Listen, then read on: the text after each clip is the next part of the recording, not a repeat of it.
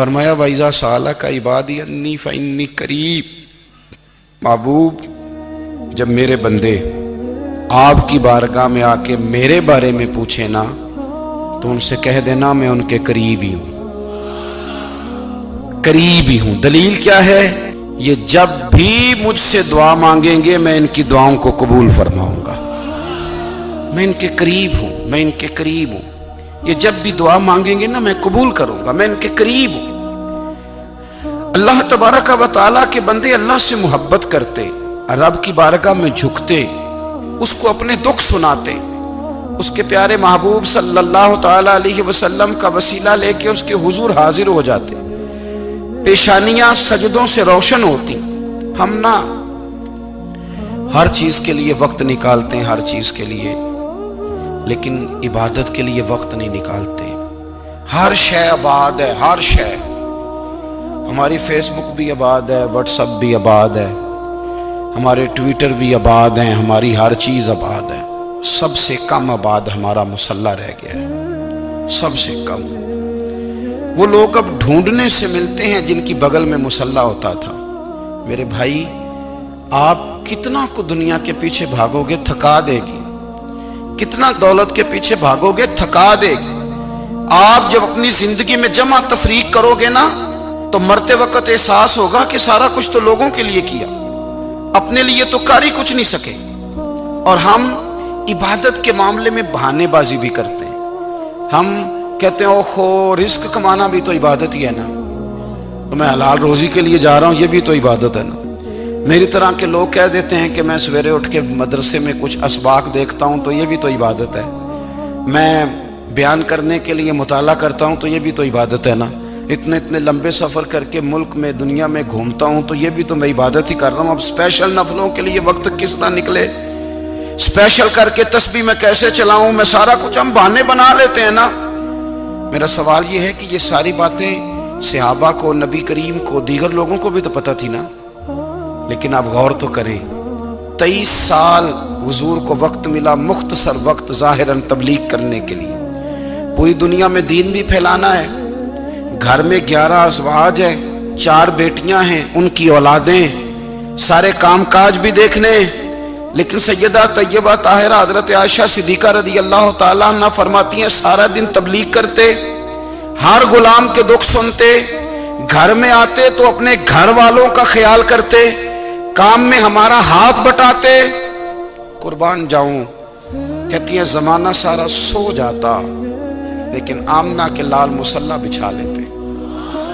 دنیا سو گئی، ساری سب سو گئے، جو خدام تھے، وہ جو غلام تھے وہ سو گئے۔ صحیح مسلم میں لفظ ملیں گے، سیدہ پاک فرماتی ہیں او میرے نبی کے غلاموں، میں نے یہ رنگ بھی دیکھا ہے کہ حضور نے اتنا کھڑے رہے، اتنا قیام کیا، اتنا قیام کیا کہ مقدس پیروں میں ورم آ گئے، سوج گئے پیر، اتنے بڑے۔ دل پہ ہاتھ رکھ کے نہیں بتا سکتا کہ میرے کبھی نماز میں پیر سوج گئے، کوئی نہیں بتا سکتا۔ بچوں کی روٹی کماتے تھک گئے بات الگ ہے، ہم سیر کرنے گئے تو تھک گئے بات الگ ہے، لیکن عبادت میں یہ بھی تو مسلم شریف ہے نا، یہ بھی تو دین ہے نا، یہ بھی تو حضور کی سنت ہے، یہ بھی تو وہ چیز ہے جو کریم کی آنکھوں کی ٹھنڈک ہے۔ سیدہ فرماتی ہیں پیروں میں ورم آ گئے، اور ساری رات ہی حضور نے نماز پڑھی اور ایک ہی آیت بار بار دہرائی۔ مسجد نبوی میں بلال حبشی نے فجر کی اذان دے دی اور حضور ابھی مصلی پہ تھے، کریم فارغ ہوئے، میں نے عرض کی یا رسول اللہ صلی اللہ علیہ وسلم آپ کے تو صدقے اللہ اگلے پچھلوں کے گناہ معاف کرے گا، تو آپ اتنی آہوزاری کیوں فرماتے ہیں؟ آپ تو شفیع ہیں، آپ تو انبیاء کے امام ہیں۔ تو حضور نے فرمایا عائشہ تم نے گنوایا ہے نا میرے اللہ کی مجھ پر کتنی رحمت ہے، افلا اکون عبدا شکورا، فرمایا اگر اس نے اتنی نعمتیں دی ہیں تو کیا میں اس کا شکر گزار بندہ نہ بنوں، میں شکر گزار بندہ نہ بنوں اس کا؟ پھر اگر اتنی نعمتیں اس نے دی ہیں، مجھے اتنا نوازا ہے، تو پھر میں اس کے سامنے سجدے نہ کروں؟ او میرے بھائی، بڑے قابل فخر لوگ ہیں ہم کہ ہم نبی پاک کے غلام ہیں، ہم قابل فخر ہیں کہ نبی کریم کے غلام ہیں، کیا کبھی اس غلامی کے شکرانے میں بھی 2 نفل پڑھے کہ یا اللہ تیرا شکر ہے تو نے ہمیں حضور کا غلام بنایا ہے؟ یاد رکھیں کہ اپنی روحانی زندگی کو آباد کریں، استغفار پڑھیں، تسبیحات کریں۔ حضرت عبداللہ ابن عمر رضی اللہ تعالیٰ عنہ حضرت عمر کے صاحبزادے، مکہ مکرمہ میں ان کی قبر ہے۔ میں نے جب انہیں پڑھا تو مجھے ان سے بڑا پیار ہو گیا، لیکن آپ کو پتہ ہے وہاں جا کے کسی شخص کا مزار تلاش کرنا یا پوچھنا ایک مشکل کام ہوتا ہے۔ تو ایک دفعہ میں مکہ شریف میں حاضر تھا، تو ایک گاڑی والا ڈرائیور مجھے کہنے لگا کہ مولانا میں آپ کو جانتا ہوں، مجھے آپ سے محبت ہے، ایک بات بتاؤں آپ کو؟ میں نے کہا بتاؤ۔ کہنے لگے حضرت عبداللہ ابن عمر کی قبر دیکھنی ہے۔ میں نے کہا یہ تو نہیں کہہ رہا، یہ کسی نے بندوبست کرایا ہے، یہ اللہ نے تیرے دل میں بات ڈالی ہے، یہ ہو گیا، تو لے چل مجھے۔ حضرت عبداللہ ابن عمر کو نبی پاک نے فرمایا تھا راجل صالح، یہ نیک بندہ ہے، یہ متقی آدمی۔ حضرت عبداللہ ابن عمر رضی اللہ تعالیٰ عنہ سیدنا فاروق اعظم رضی اللہ تعالیٰ عنہ کے صاحبزادے ہیں، اور ان کی ہمشیرہ سیدہ حفصہ رضی اللہ تعالیٰ عنہ حضور کی زوجہ محترمہ۔ ایک دن اپنی ہمشیرہ سے کہنے لگے کہ نبی کریم صلی اللہ تعالیٰ علیہ وسلم گھر میں آئے نا، اور اگر حضور غم امت میں پریشان نہ ہوں، طبیعت کو حشاش بشاش دیکھو، تو ذرا پوچھنا تو صحیح حضور کا میرے بارے میں کیا خیال ہے، پوچھنا تو صحیح کہ کریم کی بارگاہ میں میرا کیا مقام ہے، میرے بارے میں حضور کیا فرماتے ہیں۔ اب بہن کو کام بتائے، اور بتائے بھی بھائی، اور پھر بہن وہ کام نہ کرے، یہ تاریخ میں ہوتا نہیں۔ حضرت عمر فاروق رضی اللہ تعالیٰ عنہ کی صاحبزادی ام المومنین رضی اللہ تعالیٰ عنہ فرماتی ہیں کہ میں تو بس منتظر تھی، انہوں نے تو کہا تھا نا کہ اگر تم حشاش بشاش دیکھو تو بات کرنا، لیکن حضور تشریف لائے، میری باری تھی، میرے گھر تشریف لائے، کھانا پیش کیا تو فوراً میں نے عرض کی حضور ایک بات پوچھنی تھی۔ تو حضور نے فرمایا پوچھئے۔ میں نے عرض کی حضور میرے بھائی عبداللہ ابن عمر کے بارے میں آپ کا کیا خیال ہے؟ نوجوانوں میری بات پہ غور کرنا، میرے بھائی کے بارے میں آپ کا کیا خیال ہے؟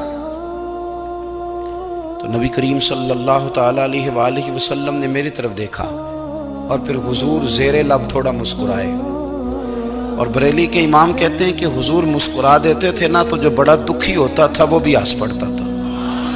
اب سوال پیدا ہوتا تھا کہ پھر تو اس مسکراہٹ کے لیے انتظار کرنا پڑتا ہوگا کئی مہینے کہ حضور مسکرائیں تو رونے والے ہنسیں، تو اعلیٰ حضرت فرماتے نہیں، انتظار نہیں کرنا پڑتا، یہ مسکراتے رہنا تو حضور کی عادت ہے۔ جس کی تسکین سے روتے ہوئے ہنس پڑے، اس تبسم کی عادت پہ لاکھوں سلام۔ یعنی یہ تو عادت ہے حضور کی مسکراتے رہنا، اس کے لیے انتظار نہیں کرنا پڑتا۔ بھائیو آپ خیال رکھیں گے، غور کریں گے، حضرت عبداللہ ابن عمر رضی اللہ تعالیٰ عنہ کے بارے میں پوچھا تو سیدہ فرماتی ہیں کہ نبی کریم صلی اللہ تعالیٰ علیہ وسلم نہ زیر لب مسکرائے اور فرمایا حفصہ تیرا بھائی ہے تو اچھا، لیکن میں نے سنا ہے کہ عشاء کی نماز پڑھتا ہے تو فجر تک سویا ہی رہتا ہے۔ او نوجوانوں، 10 بجے تک سونے کی بات نہیں ہوئی، 9 بجے تک سونے کی بات نہیں ہوئی، 11 بجے اٹھنے کی بات نہیں۔ حضور فرمانے لگے میں نے سنا ہے کہ عشاء کی نماز پڑھ کے سو جاتا ہے اور فجر تک سویا ہی رہتا ہے، اسے چاہیے کہ تہجد کے وقت اٹھا کرے، اللہ کی بارگاہ میں حاضر ہوا کرے، آہوزاری کرے، سجدے کرے، عبادت کرے، اٹھتا ہے اور فجر میں جا کے اٹھتا ہے۔ حضرت جناب حفصہ رضی اللہ تعالیٰ عنہ کہتی ہے میں نے جناب عبداللہ ابن عمر کو پیغام دیا اور میں نے کہا میرے جوان بھائی سن، نبی پاک نے فرمایا ہے تو اچھا پر تہجد میں نہیں اٹھتا، نفل نہیں پڑھتا۔ او میری ملت کے جوانوں، مزہ نہیں آ جاتا جب ساری دنیا سوئی ہو، ساری دنیا، اور بستر بھی گرم ہو اور نیند بھی پورا غلبہ کر رہی ہو، اور اچانک گھنٹی بجے دماغ میں، آنکھ کھلے، گھڑی پہ نظر پڑے، 3:30 4 بجے کا پیغام گھڑی بتائے، اور کوئی چڑھتی جوانی والا اٹھ کے وضو کرے، اور جب وہ مصلی کھول کے بچھائے تو مدینے والے محبوب کہتے ہیں کہ ہر نماز پہ رب ثواب دیتا ہے، اور جو اٹھ کے تہجد کی نماز پڑھے اسے دیکھ کے تو رب مسکراتا ہے، جو اس کی شان کے لائق ہے، جو اس کی شان کے لائق، وہ مسکراتا ہے، خوش ہوتا ہے کہ میرا بندہ تہجد میں اٹھ گیا، وہ مسکراتا ہے۔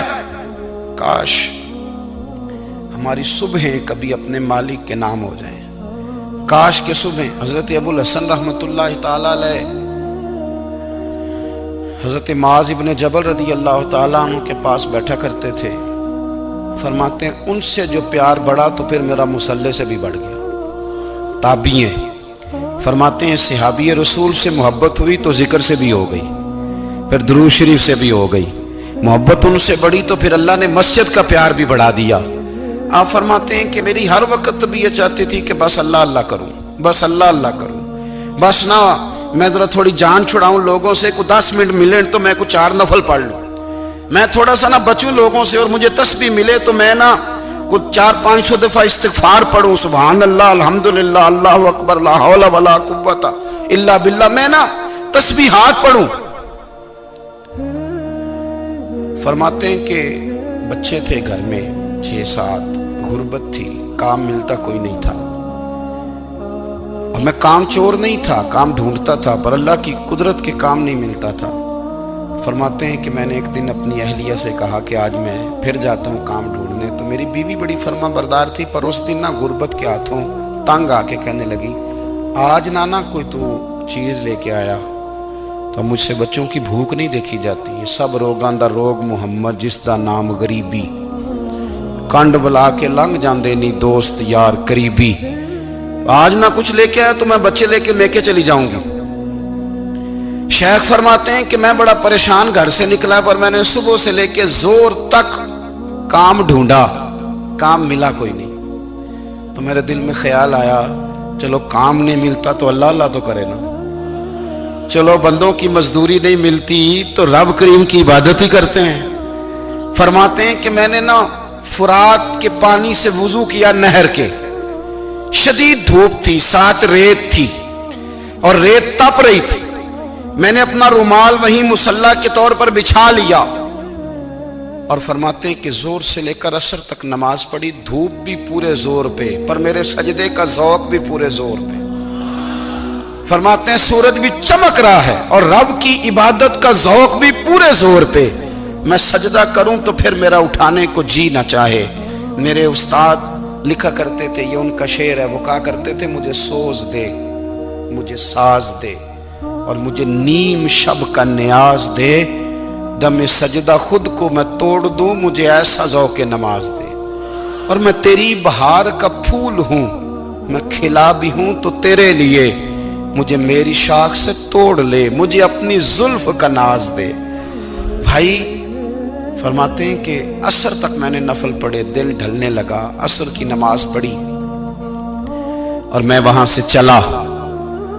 اب میں جب نکلنے لگا تو دل میں خیال آیا کہ چھوٹی چھوٹی دیواریں ہیں گھر کی، بغیر کچھ لیے جاؤں گا تو بیوی دور سے دیکھے گی تو شور کرے گی کہ پھر خالی ہاتھ آ گیا ہے۔ کہتے میں نے اپنے اسی رومال میں جس پہ میں نے نماز پڑھی تھی نا، رومال میں کی آخی دے پنجابی جو صافہ کہتے ہیں، اسی میں نا میں نے کچھ ریت بھر لی کہ وہ دور سے دیکھے گی تو سمجھے گی کچھ لے کے آیا ہے، چلو جا کے اسے بتا دوں گا کہ آج پھر مزدوری نہیں ملی۔ کہتے ہیں وہ ریت لے کر جب میں گھر میں گیا تو پہلے بیوی دروازے پہ کھڑی ہوتی تھی، پوچھتی تھی خالی ہاتھ آ گئے ہو؟ آج میں نے دیکھا تو ہے ہی کوئی نہیں۔ فرماتے ہیں میں اندر داخل ہوا، سلام لیے، کونے میں میں نے وہ رومال رکھ دیا اور میں نے آواز دی کہ بھلی مانس کہاں ہو؟ تو وہ کہنے لگی آپ منہ ہاتھ دھو لیں، میں روٹی لے کے آئی۔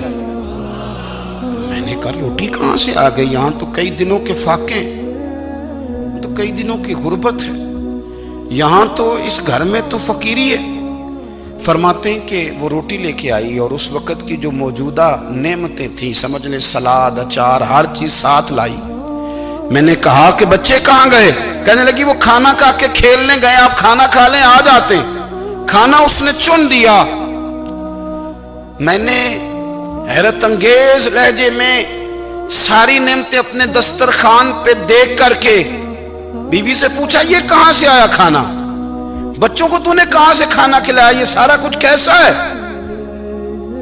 کہنے لگی پتہ نہیں آج آپ کس کریم کی مزدوری کرنے چلے گئے تھے، پتہ نہیں کس کریم کی، میرے گھر میں تو اتنی نعمتیں آئی ہیں کہ مجھ سے سنبھالی نہیں جا رہی، اتنا اناج ہے، اتنا گندم ہے، کس کریم کے دروازے آج چلے گئے تھے؟